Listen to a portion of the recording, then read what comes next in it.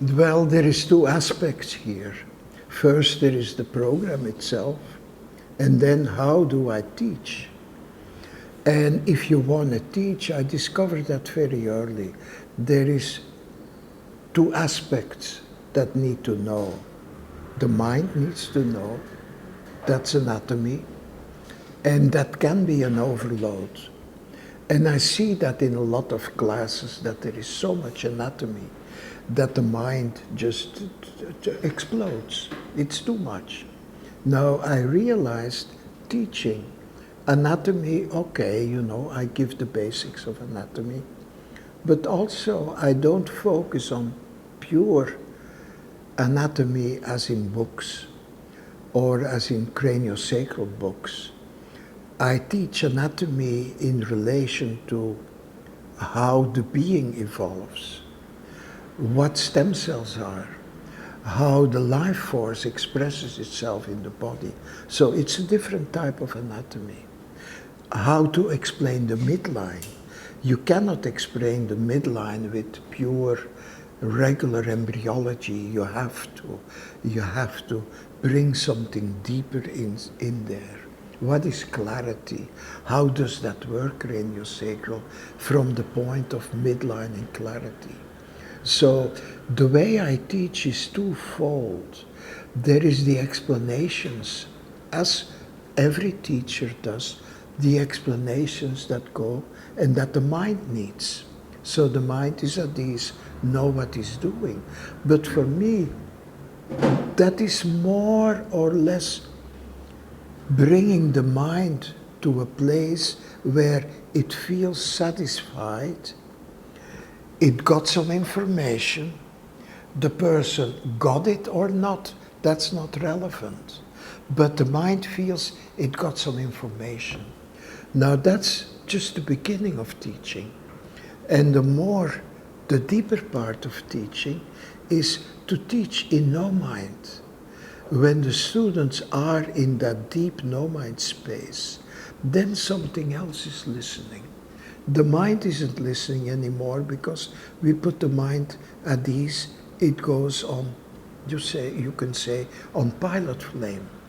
But then the being is listening. And that's where the teaching really happens.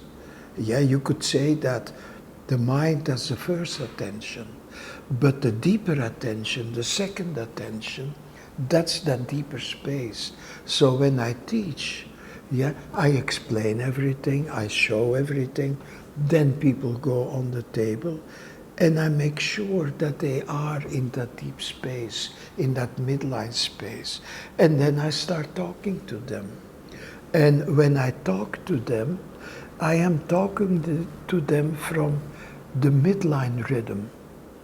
My voice follows the rhythm. The voice, I call it the voice, just follows the rhythm of their body, of the life force. So then what I'm saying goes into a deeper space. And they don't always realize that is happening because nobody experienced that fully. But that's how I teach. And then the program is designed from that space. It is not something that I came up with my mind. It came up spontaneously. And okay, it's an evolution, or okay, it's a process. The whole development of the program was a process for me. I started with basic, developed how to teach basic from those two places, from mind and no mind. And then the second class is just an explanation, diving deeper in what they couldn't get in the first 4 days. So in the second class, I just go deeper in the techniques, explaining them, adding a few things like how to work with meridians, to balance the meridian system, what unwinding is, but it is a deepening, an expansion of the first class. And then the class 3 and 4, that works really with the foundation of evolution of the body, of the brain. sphenoid class. Yeah, it works with your programming, how we are programmed with all these muscles of mastication, how we are programmed to be in a sympathetic state, which is contradictory to no mind. So without him really knowing what I'm doing, I'm loosening all these muscles. So now the brain is ready, the sphenoid, that little piece of cartilage, is ready to evolve. So, all right, the explanation, the understanding will come later. But I'm loosening the cage. Then the cartilage becomes looser, sphenoid and occiput can move. Now the brain is free. And then the next class we go to the mother of all trauma. It all started with the heart. It all started with the heart protector and the heart trying to become a grown-up heart. Everything that happened, the heart knows. And then there is this little thing of the heart. It connects to everything, but also it has the ability to transform. So we use that understanding very simply to look at what holds the heart back. What is it that keeps the heart locked? And then we change it. And it's so simple. It is so simple. It is an understanding of a picture inside. And if you look at the picture, it's not scary. You just look at it. Hey, this is how it is. All right, let's change it. Okay. And then heart energy can flow out and love can come in. And now a person is ready to become a therapist or a practitioner. I don't like the word therapist, but it's so readily available. But to become a practitioner. Now this is already a radical transformation of the foundation. The foundation is the brain able to move? That's sphenoid work. And then the second foundation is, are you able? Oh, this is so amazing. Are you able to let love in? Are you? And are you able to give love? Now that's where it all starts. That's where life starts, and becoming a practitioner, they can't help it, they want to become a practitioner. And then we go into more specifics, more understanding of all these muscles is the next class. Then trauma. We don't go into trauma, we understand how trauma works, how the brain holds trauma. It's like a computer. Where are the files? All right, delete them. Or delete the energy. And then if there is something real left, we can look at it. And also we can control.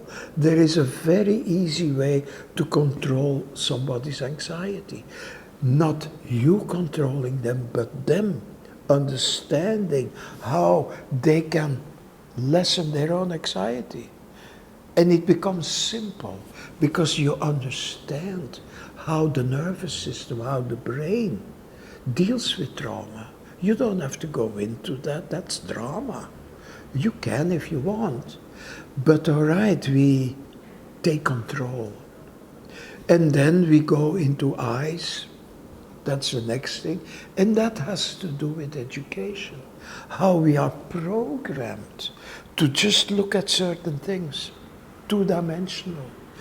Only 2 or 3 distances that our eyes are focused on. 10 years of schooling, and your brain can only focus the way you learned at school. Not nature, no, in a box. And then your brain cannot think anymore outside of that box. So that's eye work. Now then comes working with stem cells, taking control of your immune system. And once you understand how the body deals with immune stuff, how the body deals with bacteria and viruses, once you understand that, you're not scared anymore. Because you know the body knows how to deal with it. And there is a deep understanding of stem cells. who are the key to everything. You can, that's one of the things we do in that class, clean out the aorta. Now, a lot of people have problems there. They go to the hospital, spend thousands of dollars, they put in a stent or whatever they do. We do it in 20 minutes. Just let the immune system do it. And the nice thing is, it's not just a fantasy. People feel it happening. People feel their immune cells working because we can, and that is the no-mind secret, we can connect to these cells directly. Like I'm talking to you now. You can talk to your cells directly. Look them in the eyes, as if they have eyes. And if you're in no mind, that's where they function. And that's where you meet. And if you have an idea what needs to happen, that's the funny thing. They have that idea at the same moment. Because they're of the same no mind. They just get it. And the stem cells the same. If you have a wish, an idea, a suggestion, an intent, they have it also at the same moment. And you can feel that because that's your essence. And also, that's where you go every night. Stem cells wake up every night, do your thing. So it's not something magical. The understanding is magical. The understanding, oh, that's how it works. And then, of course, by that time, people have trained so much because of all the classes that no mind is a given. They can go there so easily and communicate by using their voice because we have opened up everything that relates to a client's voice. So they're not going to be with their voice politically correct anymore. They're going to be spontaneous. So by the time we get to class 8, their whole system has opened up so much, and they understand that opening up. So it becomes an easy thing to work with the immune system. So now, the last class, the residential, that is a 10-day class. And in some areas, it's a 5-day class, depending on what is possible. And that's really an immersion. Everybody in that class has gone through 8 classes. Their change is so much. And now we go work in groups of 5. Every day, everyone gets a session of the 5 others. So everybody is in no mind at that moment. And then change will happen automatically. Plus adjustment on how to work, because we talk about that. We experience it. People are free to give feedback, not criticism. Of course it's criticism, but it's not taken personally. By that time, people don't take things personal anymore. That aspect fell away. So they can really hear feedback and take it and put it in their hands. And after that, without knowing, they are a craniosacral practitioner. They can deal with anything. Because in those 5 days, they will deal with so many strange things that the person went through. So after that, they get a diploma. They don't have to do tests. They don't have to do written exams. They are ready. What is a written exam? It's mind. What is a test if they have been on the table for 5 days? What are you going to do a test and the anxiety of having to do a test on the teacher? That's also bullshit.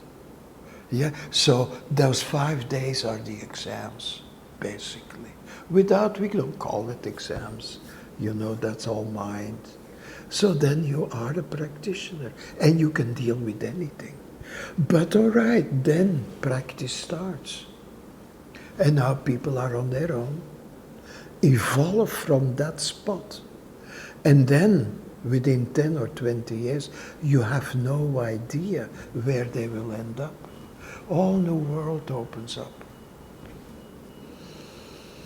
Wonderful.